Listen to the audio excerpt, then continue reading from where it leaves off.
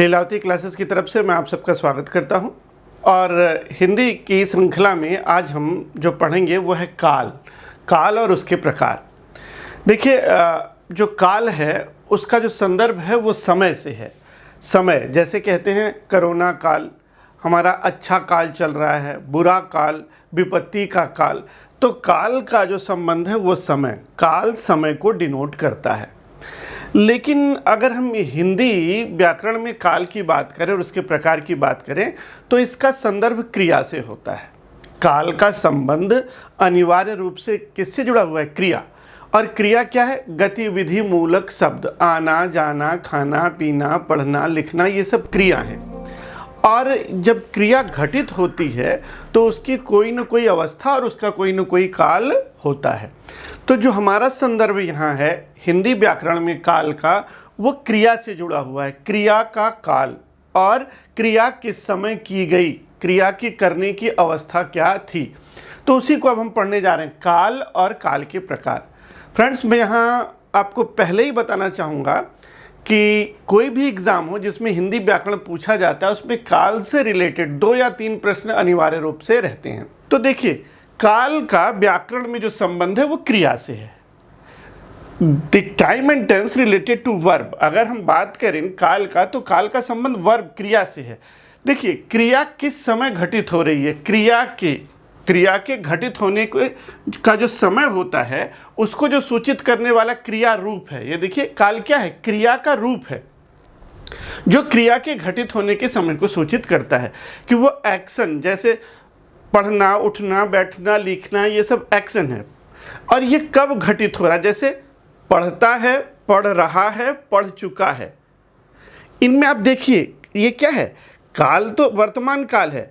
पढ़ता है, पढ़ रहा है, पढ़ चुका है, वर्तमान काल है। लेकिन अगर हम क्रिया रूप को देखें तो एक काम पूरा हो चुका है, पढ़ चुका है तो कार्य पूरा हो चुका है, पढ़ रहा है तो अभी वह अपूर्ण है, पढ़ता है ये सामान्य है, इससे हमें किसी विशेष समय का पता नहीं चलता। तो क्रिया जब घटित होती है उस समय को सूचित करने वाले क्रिया रूप को हम काल कहते हैं। दूसरे शब्दों में, क्रिया के जिस रूप से कार्य के होने अथवा कार्य करने के समय का ज्ञान हो उसे हम काल कहते हैं।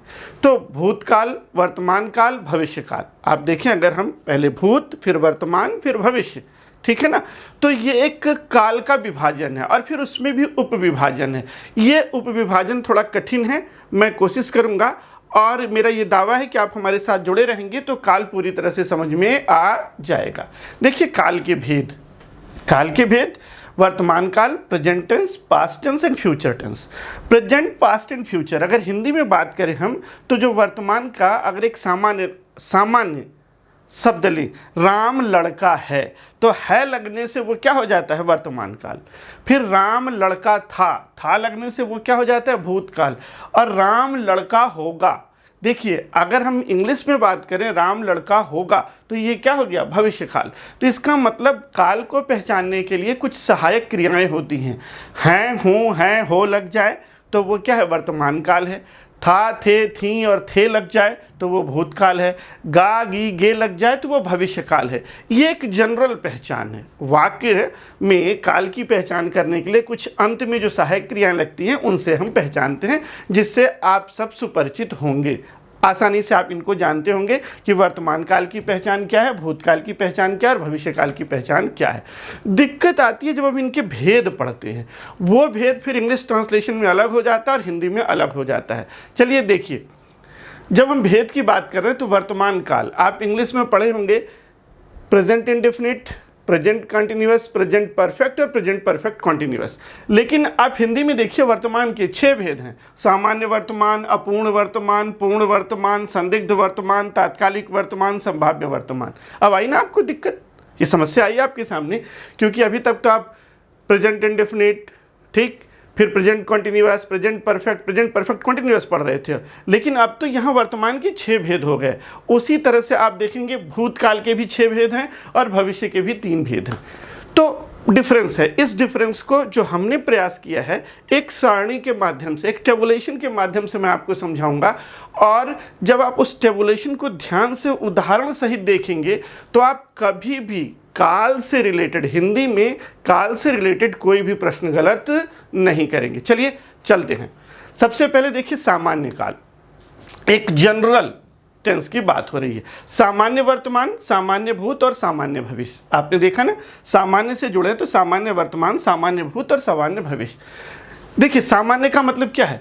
देखिए सामान्य काल वह है क्रिया का जिससे क्रिया की पूर्णता और अपूर्णता का कोई ज्ञान ना हो।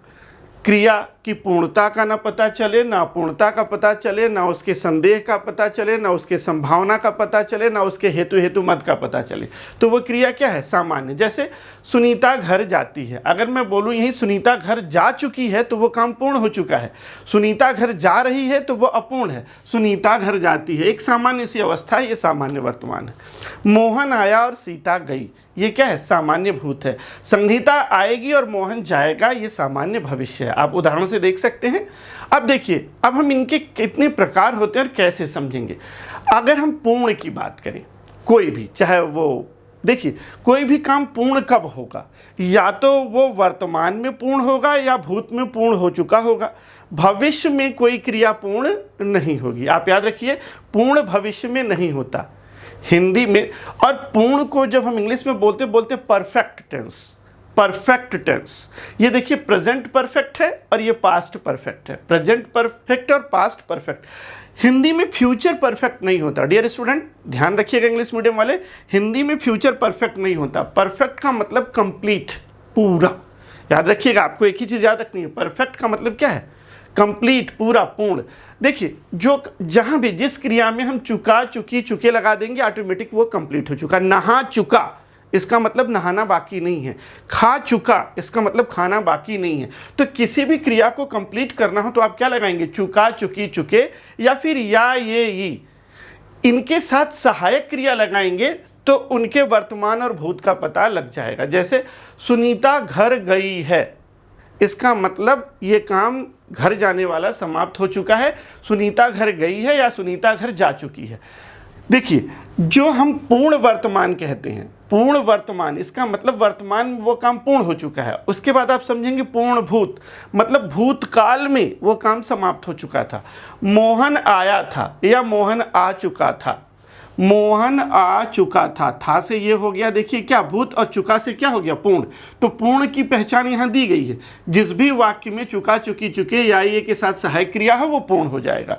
तो मोहन आ चुका था पूर्ण, और मोहन आया था, ये क्या है? पूर्ण भूत। भूतकाल में ही ये काम पूरा हो गया। और सुनीता घर गई है, ये वर्तमान में पूर्ण हुआ। यहाँ ध्यान दीजिएगा, जो पूर्ण वर्तमान है उसको हम आसन्न भूतकाल भी कहते हैं। नोट करिएगा, जो पूर्ण वर्तमान है उसको एक और आसन्न भूतकाल भी कहा जा सकता है। मैंने खाना खाया है और मैं खाना खा चुका था, दोनों में समय का अंतर है। मैंने खाना खाया है मतलब अभी अभी खाया है, और मैं खाना खा चुका था, इसका मतलब भूतकाल में वो काम समाप्त हो चुका था। तो देखिए आसन्न भूतकाल और पूर्ण भूत में अंतर नहीं है। आसन्न भूतकाल और पूर्ण भूत, आसन्न का मतलब in recent past, recent past में जो घटना घटित है। मैंने अभी खाना खाया है, इसका मतलब रिसेंट पास्ट है ना। देखिए ये पास्ट परफेक्ट नहीं है, पूर्ण भूत नहीं है। पूर्ण भूत को हम पास्ट परफेक्ट बोलेंगे, ये पास्ट परफेक्ट नहीं है। तो हम आसन्न भूत, रिसेंट पास्ट में ये काम हुआ है। भविष्य में कोई क्रिया पूर्ण नहीं हो सकती, हिंदी में आप याद रखिएगा, फ्यूचर में, भविष्य में कोई क्रिया पूर्ण नहीं हो सकती। पूर्ण या तो वर्तमान में, पूर्ण या तो भूत, और पूर्ण वर्तमान को ही हम आसन्न भूत कहते हैं। उदाहरण से क्लियर है। उसके बाद हम आते हैं अपूर्ण। देखिए कोई क्रिया अपूर्ण कब होगी हिंदी में? देखिए इसको, अपूर्ण को आप कंटिन्यूअस टेंस जानिए।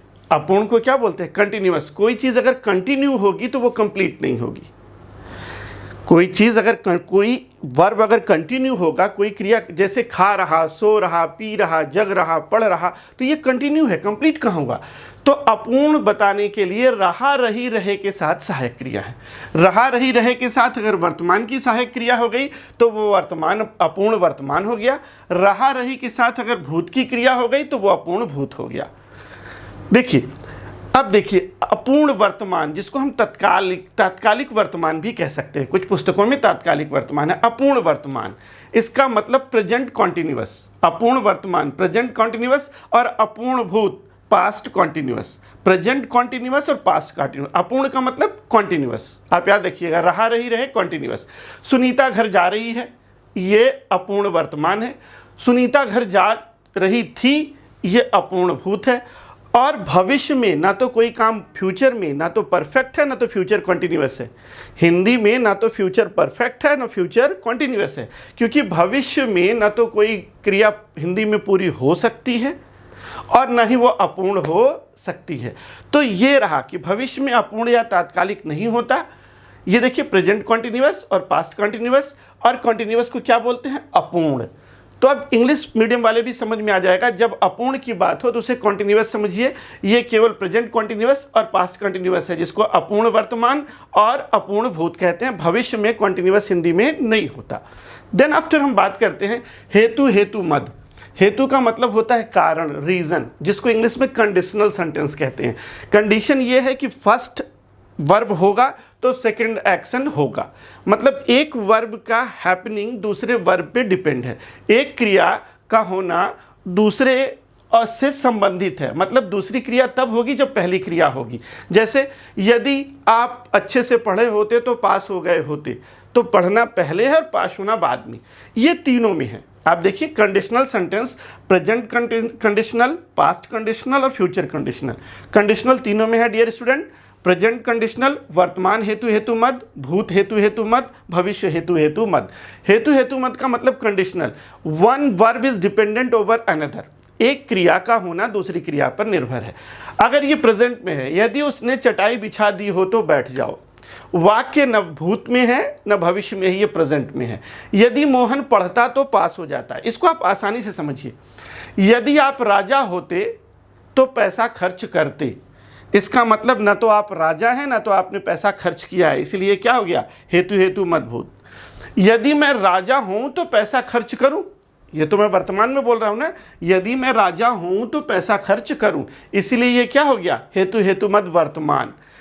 यदि मैं राजा होऊंगा तो पैसा खर्च करूंगा, इसका मतलब ये क्या हो गया? हेतु हेतु मद भविष्य। तो आसानी से इन वाक्यों को ध्यान से आप पढ़िए और देखिए कि ये वर्तमान में अगर एक क्रिया दूसरे पर निर्भर है तो वो प्रेजेंट कंडीशनल है, अदरवाइज पास्ट कंडीशनल और फ्यूचर कंडीशनल। आप इन वाक्यों से निकाल सकते हैं कि यदि मैं राजा हूं तो पैसा खर्च करूं, ये वर्तमान का कंडीशनल है, हेतु हेतु मद है। यदि मैं राजा होता तो पैसा खर्च करता, मतलब ये पास्ट में है, ना मैं राजा हूं ना खर्च कर पाऊंगा, इसलिए भूत का हेतु हेतु मद है। यदि मैं राजा होऊंगा तो पैसा खर्च करूंगा, ये हेतु हेतु मद का भविष्य है। देन आफ्टर बात आती है संदिग्ध। संदिग्ध का मतलब सस्पिशन, संदेह। वर्ब के होने में संदेह है, सस्पिशन है, संदेह। और संदेह मैंने अलंकार में आपको बताया था कि सारी बीच नारी है कि नारी बीच सारी है कि सारी ही की नारी है कि नारी ही की सारी है। इसका मतलब समझ में नहीं आ रहा है कि नारी है कि सारी है, तो उसी को हम बोलते हैं संदेह। क्रिया होने में संदेह। देखिए संदेह याद रखिएगा, जो सस्पिशन होता है, संदेह होता है, वो तो प्रेजेंट में या फिर पास्ट में, या तो प्रेजेंट वर्तमान में संदेह होगा भूत। भविष्य में आप संदेह नहीं कर सकते। भविष्य में संभावना हो सकती है, पॉसिबिलिटी हो सकती है। संदेह कभी भविष्य में नहीं होता। संदेह कहाँ होगा? या तो प्रेजेंट में या तो पास्ट में, वर्तमान और भूत में। देखिए चटाई बिछी होगी, सीता खेलती होगी, क्लियर कट है ये वर्तमान में। जब मैं बोल रहा हूँ तो ये संदेह वर्तमान में है कि राहुल खेल रहा होगा या चटाई बिछी होगी, ये वर्तमान में संदेह है। भूत क्या होगा? चटाई बिछ गई होगी। देखिए बिछ गई, खेल लिया, गई लिया, चटाई बिछ चुकी होगी, गई होगी या बिछ चुकी होगी। आपको मैंने बताया था गई होगी, बिछ चुकी होगी, ये पास्ट बताएंगे। तो भूत में क्या है? चटाई बिछ गई होगी, सीता ने खेल खेल लिया होगा। ये क्या है? फ्यूचर परफेक्ट को जब हम बात करेंगे तो ये, अगर हम बात करेंगे तो ये क्या है? भूत में। देखिए यहाँ तो आपको होगी होगी की बात होगी, और इसे हम क्या बोलेंगे? संदिग्ध भूत। क्या बोलेंगे? संदिग्ध भूत। और भविष्य में कभी संदेह नहीं होता। आप देख रहे हैं भविष्य में क्रिया ना तो परफेक्ट हो सकती है ना तो कंटिन्यूअस हो सकती है, और फ्यूचर में ना ही उस पर सस्पिशन हो सकता है। तो भविष्य में कोई संदिग्ध भविष्य जैसा कोई हिंदी में काल का उपभेद नहीं है। उसके बाद हम चलते हैं नेक्स्ट, संभाव्य, संभावना। देखिए पॉसिबिलिटी, क्रिया होने की पॉसिबिलिटी। पॉसिबिलिटी कभी पास्ट में नहीं होती, ध्यान दीजिएगा। आप अपने हाई स्कूल में आप पॉसिबिलिटी नहीं ढूंढ सकते, इंटरमीडिएट में पॉसिबिलिटी नहीं ढूंढ सकते, जो उम्र आपने बिता ली उसमें पॉसिबिलिटी नहीं ढूंढ सकते। तो याद रखिएगा, पॉसिबिलिटी या संभावना भूत में नहीं होती। भूत जो मर गया है उसमें कोई पॉसिबिलिटी जीवन की नहीं है। तो पॉसिबिलिटी संभावना कहाँ नहीं होती? भूत में नहीं होती। तो कहाँ होगी? पॉसिबल फ्यूचर और possible present, possible present, possible future, संभाव्य वर्तमान और संभाव्य भविष्य। संभाव्य वर्तमान, शायद चटाई बिछी हो, ये क्या है? वर्तमान में संभावना है, चटाई बिछने की संभावना वर्तमान में है, शायद चटाई बिछी हो। और भविष्य में क्या हो? शायद चटाई बिछाई जाए, शायद चटाई बिछाई जाए। जाए से ये क्या हो गया? ये पॉसिबिलिटी कहाँ हो गई? फ्यूचर में। हो सकता है कल मैं वहां ना आऊं, आने की भी संभावना और नहीं भी आने की संभावना है, लेकिन ये संभावना किस में है? भविष्य में। हो सकता है कल मैं वहां भी ना आऊं, ये क्या है? भविष्य, संभाव्य भविष्य है। इस तरीके से ये जो क्रियाएं हैं उनको आप बुकिस तौर पे, किताब के तौर पे पढ़ेंगे तो नहीं समझ में आएगा। जब आप समझ लेंगे कि पूर्ण को बताने वाला क्या है, अपूर्ण का मतलब कंटिन्यूअस होता है, फ्यूचर कंटिन्यूअस नहीं होता है, संभावना पॉसिबिलिटी कभी भूत में नहीं होती, उसी तरह से फ्यूचर में पूर्ण नहीं होता, फ्यूचर में अपूर्ण नहीं होता, ठीक, फ्यूचर में कोई पॉसिबिलिटी नहीं होती, संभावना नहीं होता, इसलिए संभाव्य भविष्य नहीं होता। तो जब आप इन चीज़ों को समझ लेंगे तो आसानी से आपको समझ में आ जाएगा कि हिंदी में काल का क्लासिफिकेशन कैसे किया गया है। डियर स्टूडेंट, ये काल का क्लासिफिकेशन किया गया है इस तरीके से, और मेरा दावा है अगर आप चार्ट को और मेरे शब्दों को ध्यान देंगे, उसके साथ सामंजस्य स्थापित करेंगे, तो चाहे इंग्लिश मीडियम के हों चाहे हिंदी मीडियम के, अब आप हिंदी में काल को लेकर पूरी तरह से आश्वस्त हैं और आप गलतियां नहीं करेंगे। आप हमें लाइक, शेयर और सब्सक्राइब करें। हम ट्विटर, फेसबुक और टेलीग्राम पर भी हैं, जिसका लिंक नीचे डिस्क्रिप्शन में है। धन्यवाद।